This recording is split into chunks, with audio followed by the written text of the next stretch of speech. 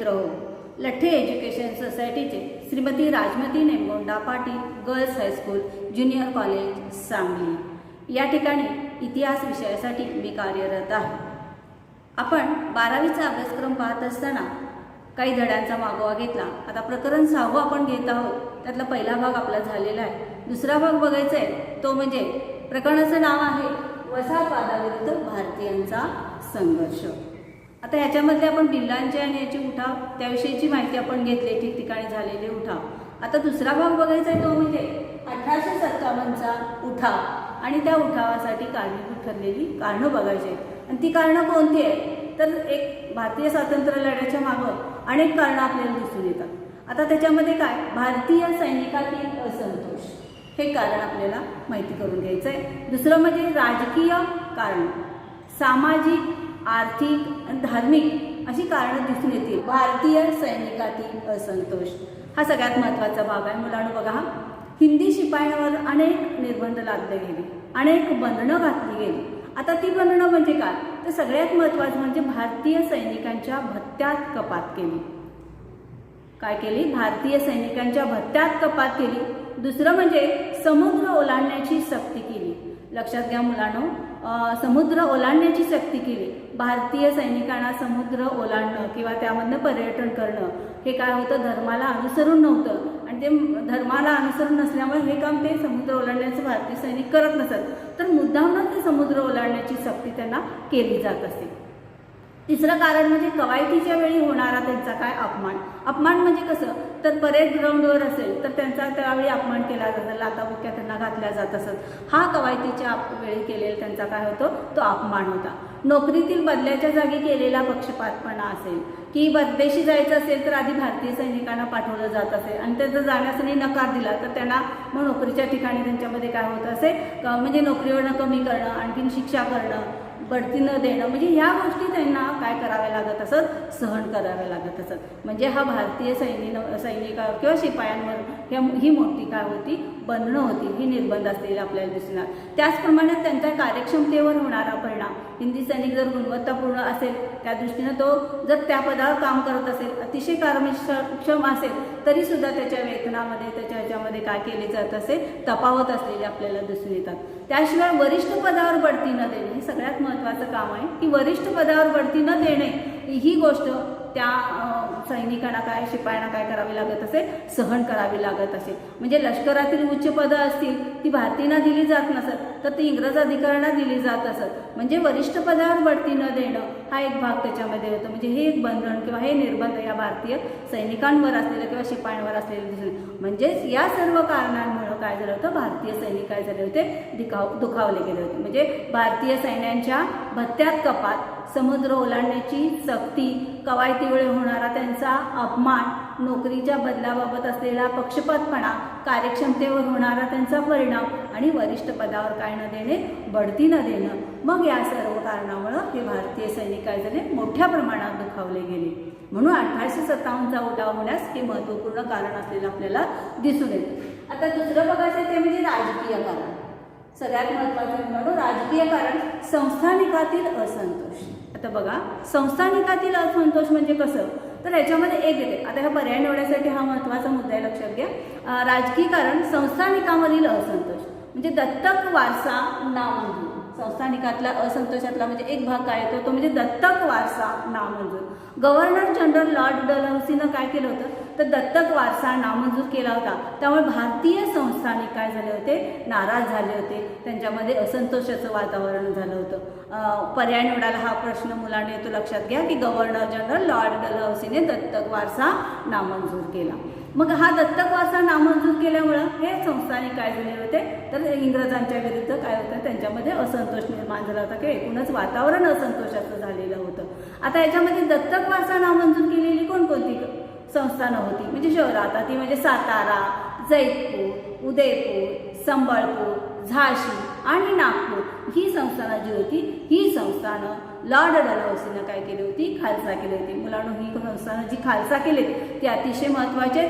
संकल्पना स्पष्ट करा किंवा संकल्पना चित्र पूर्ण करा. दत्तक वारसा नामंजूर केलेली संस्थानं आणि आपण काय करायचं असतं ते कोष्टक पूर्ण करायचं असतं. ह्यासाठी ही शहरं फार महत्त्वाची आहेत, ती संस्थानं फार महत्त्वाची आहेत. कोणकोणती? सातारा, जैतपूर, उदयपूर, संबळपूर, झाशी आणि नागपूर ही संस्थानं लॉर्ड डलहौसीनं काय केली, खालसा केली. म्हणजे हा झाला भाग दत्तक नावाचा मंजूर होण्याचा. त्यानंतरचा भाग येतो म्हणजे संस्थानिक वर्ग नाराज झाला. कारण काय झालं, हे जी संस्था दत्तक वारसा नामंजूर केलेली जी संस्थानिक होते किंवा संस्था होत्या किंवा शहरं होती, यामध्ये जे सैनिक होते ते सैनिक ही संस्थानं खालसा केल्यामुळे काय झालं, बेकार झाले. आणि या बेकार झालेल्या सैनिकांचा सगळा भार कशावर पडला, एकूण ग्रामीण भागावर, म्हणजेच तो कशावर पडला, शेतीवर पडला. आणि शेतीवर पडल्यामुळं काय झालं तर त्या ठिकाणचं जे आहे वातावरण म्हणजे जास्त प्रमाणात बेकारी वाढली, दरिद्री वाढली, ह्या सगळ्या गोष्टी हळूहळू काय झाल्या, पुढे येऊ लागल्या. आणि कंपनी सरकार काय केलेलं, राज्यकारभाराच्या माध्यमातून धर्मबुडवेपणा करत आहे काय, अशी भीती या सर्वसामान्य जनतेला होऊ लागली. हा सगळ्यात महत्त्वाचा भाग आहे बघा. कंपनी सरकार काय केलं की राज्यकारभाराच्या माध्यमातून आपला धर्म बुडवेल का, अशी भीती या समाजामध्ये मोठ्या प्रमाणात काय झाली, निर्माण झाली. आता लॉर्ड डलहौसीच्या पूर्वी कसं होतं तर विल्यम बेंटिंक हे जे होते, त्या विल्यम बेंटिंकने आपल्या कारकिर्दीमध्ये अनेक जमणे वतनं सगळ्यांना काय केली होती, त्यांनी दिली होती. त्यांच्या कार्यभारानुसार ती वतनं दिली गेली होती. पण जेव्हा लॉर्ड डलहौसी हा सत्तेवर आला किंवा त्याने दत्तक वारसा जेव्हा नामंजूर केला, मग त्यांनी हळूहळू या ब्रिटिशांची वतनं, त्यांची पदव्या, त्यांचे इनामं, त्यांच्या जहांगिरी जे काही प्राप्त केलं होतं ते सगळ्या हळूहळू या लॉर्ड डलहौसीनं काय केलेलं आहे, खालसा केलेला आहे किंवा नष्ट केलेला आहे, काढून घेतलेला आहे. म्हणजे या काढून घेतलेल्या त्या लॉर्ड डलहौसीच्या या आक्रमक धोरणामुळं हा सगळा वर्ग काय झाला होता, नाराज झाला होता. म्हणजे संस्थानिक वर्ग एकूण काय झाला, नाराज झालेला आपल्याला दिसून येतो. आता तिसरं कारण बघायचं ते म्हणजे आर्थिक कारण. सगळ्यात महत्त्वाचं कारण आहे, लक्षात घ्या मुलांनो, 1857चा उठाव घडून येण्यास किंवा 1857चा लढा पुकारण्यास ते कारण कारणीभूत आहे. एक तर आर्थिक कारण. आता आर्थिक कारण म्हटलं तर पैशाचा हा भाग येतो, लक्षात घ्या. आणि त्याच्यामध्ये मग हा शेतकरी वर्ग काय झाला, मोठ्या प्रमाणात नाराज झालेला दिसून येतो. म्हणजे काय, त्या वर्गामध्ये असंतोष निर्माण झाला, शेतकरी वर्गात असंतोष. आता हा असंतोष कशा पद्धतीनं निर्माण झाला, सगळ्यात महत्त्वाचा भाग आहे, लक्षात घ्या. जेव्हा कंपनी सरकार सत्तेवर आलं आणि जेव्हा कंपनी सरकारनं शेतकऱ्यांच्या कुठल्याही गोष्टीचा म्हणजे कोणत्या परंपरा, हवामान, पीक पद्धती या सगळ्याचा कोणत्याही गोष्टीचा त्यांनी काय केलं नाही, विचार केला नाही. आणि त्यांनी न विचार करता अनेक पद्धतीनं या शेतकऱ्यांच्यावर काय लादलं, त्यांनी कर लादले किंवा त्यांनी ते काय केले, कर वसूल केले. आता पूर्वी कसं होतं म्हणजे कायमधारा ही पद्धत होती. म्हणजे महसुलाच्या 3 पद्धती होत्या. एक म्हणजे कायमधारा पद्धत, दुसरी म्हणजे रयतवारी पद्धत आणि तिसरी म्हणजे महालवारी पद्धत. मुलांना लक्षात, या महसूल पद्धती या शेतकऱ्यांच्यावर त्यांनी काय होत्या, आकारलेल्या होत्या. आणि या 3 महसूल पद्धतीमुळं मोठ्या प्रमाणात ब्रिटिशांना काय मिळू लागले, महसुलातून उत्पन्न मिळू लागले आणि हे ब्रिटिश काय झाले, श्रीमंत झाले. आणि मग शेतसारा हा पूर्णपणे त्यांना कशाच्या स्वरूपात पूर्वी द्यावं लागत असे, वस्तूच्या स्वरूपात तो द्यावा लागत असे. पण जेव्हा ब्रिटिश सरकारने हा महसुलाच्या पद्धतीचा स्वीकार केला किंवा महसूल आकारण्यास सुरुवात केली, तेव्हा मात्र हा महसूल रोखीच्या स्वरूपानं त्यांना काय करावा लागला, द्यावा लागलेला दिसून येतो. हा सगळ्यात महत्त्वाचा भाग आहे, मुलांना लक्षात घ्या. पूर्वी तो वस्तूच्या रूपानं दिला जात असे, आता तो कशाच्या रूपानं दिला जात असे, आता तो पैशाच्या रूपात अथवा रोख स्वरूपात तो दिला जात असे. आणि हा शेतसारा कसा होता, निश्चित स्वरूपाचा होता.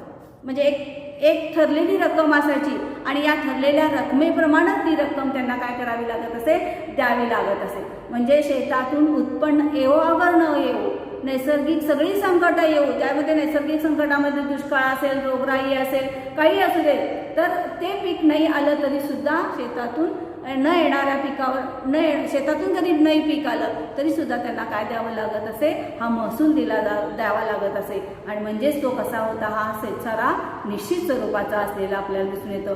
आणि मग यामुळे सर्वसामान्य जनता काय झाली होती, ग्रासली गेली होती किंवा त्रासली गेलेली आपल्याला दिसून येतात.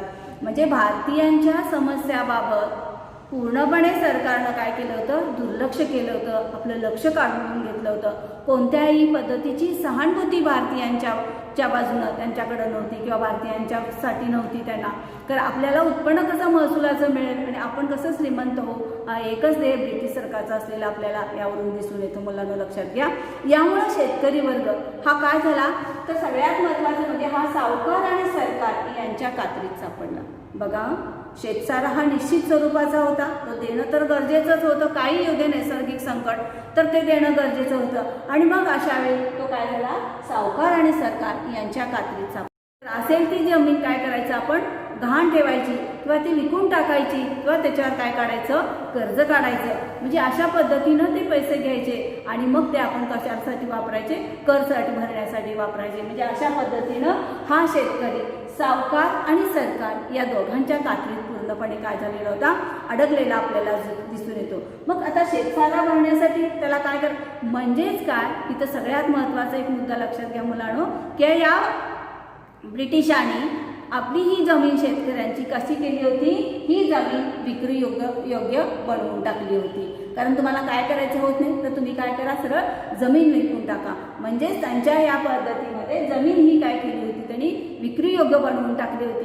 कारण गरीब अशा शेतकऱ्याला ते पैसे देणं महसुलाचं शक्य नसेल, अशा वेळी तो जमीन काय करू लागला, विकू लागला. आणि मग कसं आहे, जर पैसे कर्ज काढले त्या जमिनीवर किंवा घाण जरी टाकली, उत्पन्न येत नसेल तर पैसे देणं किंवा कर्ज भागणं शक्य नसेल, तर त्याला शेवटी हाच पर्याय होता की जमीन आपली काय करून टाकायची, विकून टाकायची आणि त्यातून येणारे उत्पन्न महसूल म्हणून देऊन टाकायचं. अशा पद्धतीचा भाग राहिला होता. म्हणजे पूर्वी जमिनीची विक्री केली जात नसे, पण महसुलापोटी ती काय करावी लागत असे, त्यांना विकावं लागत असे. आणि म्हणजेच काय, ब्रिटिशांनी ही जमीन विक्री योग्य काय करून टाकली होती, बनवली होती. हा सगळ्यात महत्त्वाचा भाग आहे, मुद्दा लक्षात घ्या मुलांना. आणि याशिवाय त्यांनी काय केलं, मग या इंग्रज मळेवाल्यांनी काय केलं, तर या शेतकऱ्यांसाठी किंवा इंग्रज मळेवाल्यांनी आपल्या शेतीतून काय करू लागले, नगदी पिके घेऊन लागले. तर नगदी पिकाचा सर्वात मोठा काय होत असतो, फायदा होत असतो. शेवटी निळीच्या जेव्हा शेतात जे काम करणार होते त्यांची मजुरांची अवस्था मात्र फार वाईट झालेली आपल्याला दिसून येते. म्हणजे अत्यंत बिकट अशी परिस्थिती या शेतकऱ्यांची झालेली दिसून येते.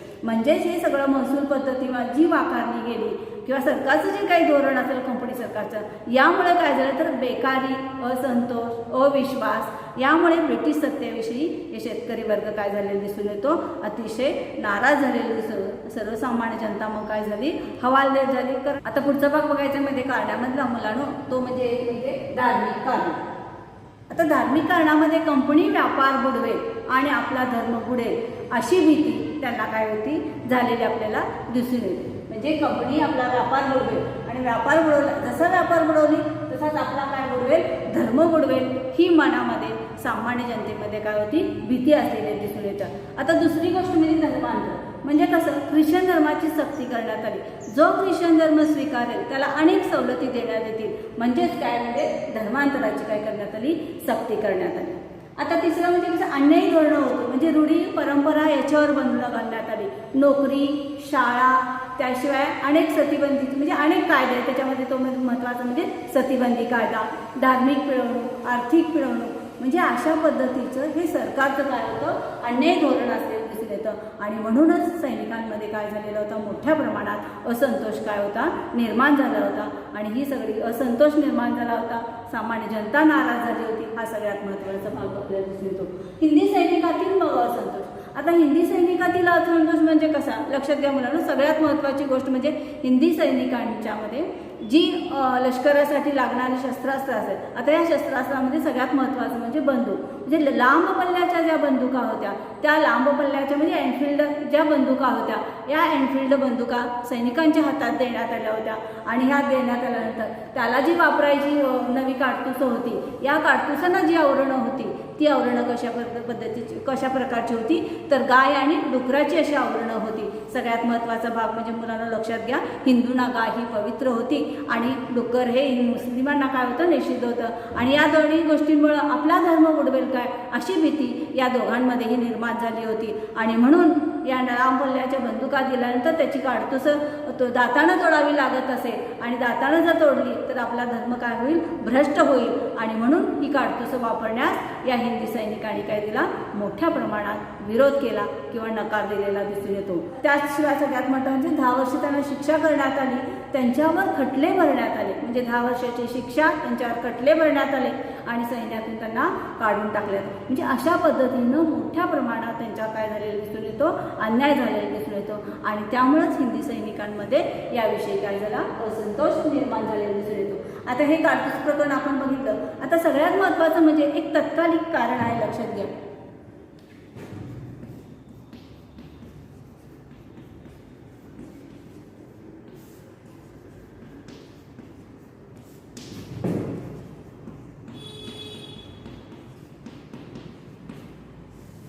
मला लक्षात घ्या, एक तत्कालिक कारण आहे ते म्हणजे मंगल पांडे नाव तुम्ही ऐकून असाल। सगळ्यात महत्त्वाचं म्हणजे 1857च्या उठावातील हा पहिला काय आहे, हुतात्मा आहे। मुलांनो फार अतिशय महत्त्वाचा हा भाग आहे, लक्षात घ्या।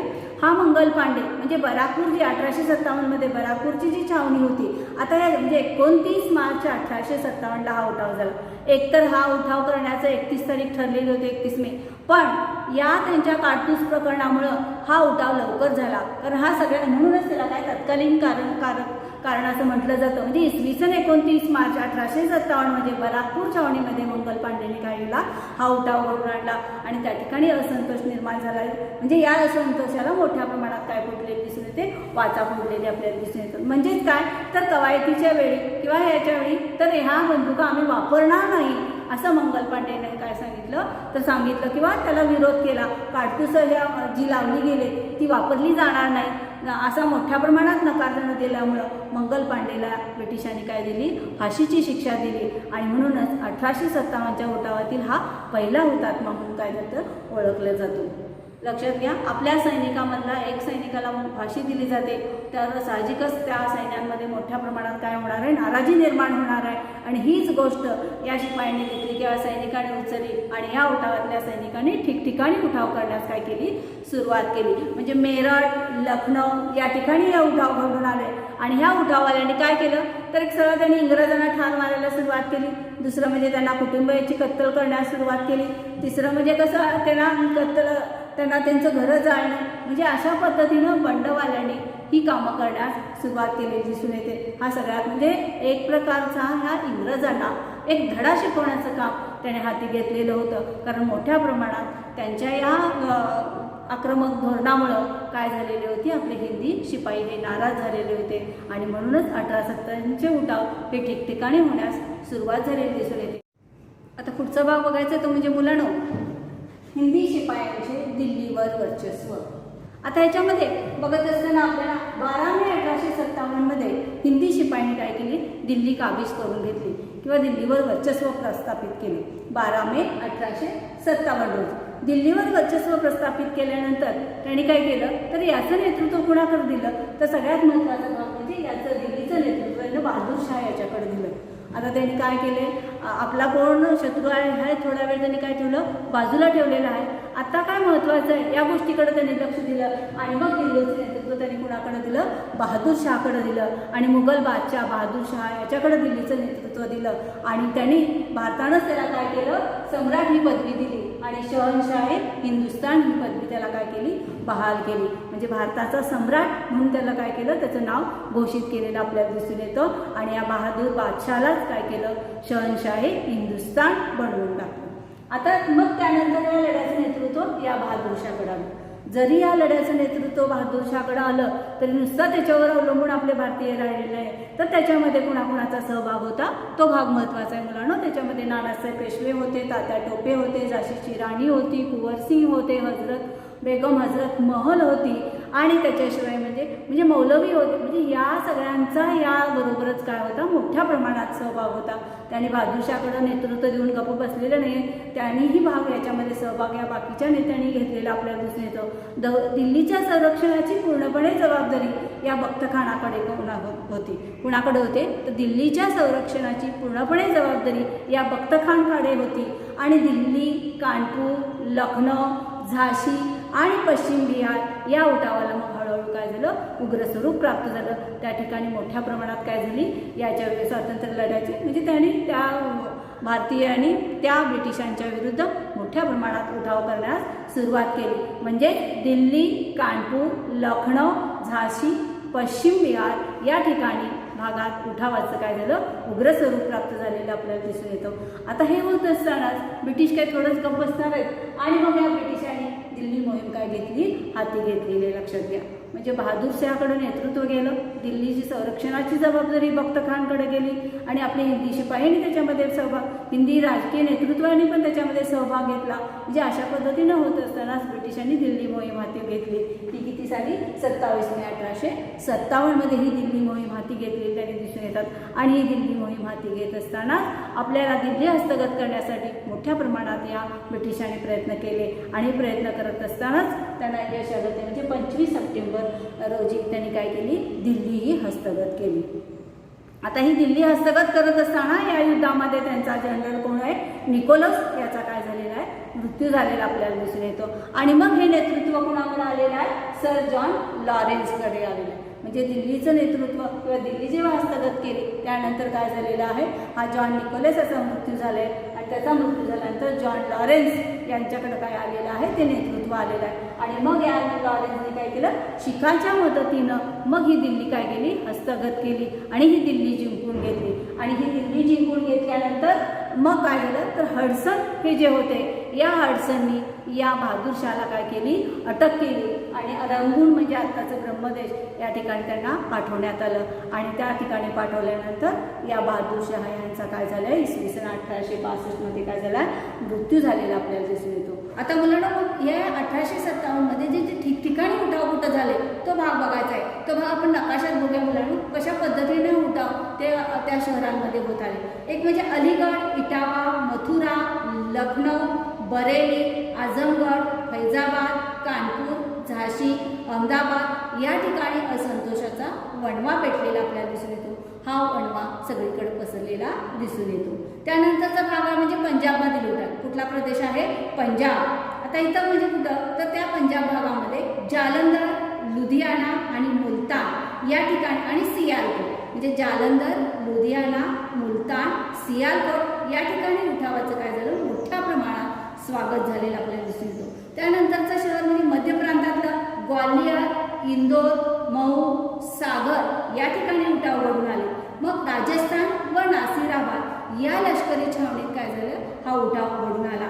आणि मग सध्याचं जे पश्चिम बंगालमध्ये आहे ते म्हणजे ढाका, चितगाव, मदारीगंज या ठिकाणी हे उठाव झालेले दिसून येते। त्यानंतर झारखंड, ओडिशा, बिहार या ठिकाणी उठावाला मोठ्या प्रमाणात काय झाला प्रतिसाद मिळाला दिसून म्हणजे अशा पद्धतीनं हे ठिकठिकाणी या प्रदेशामध्ये हे उठाव घडून आलेले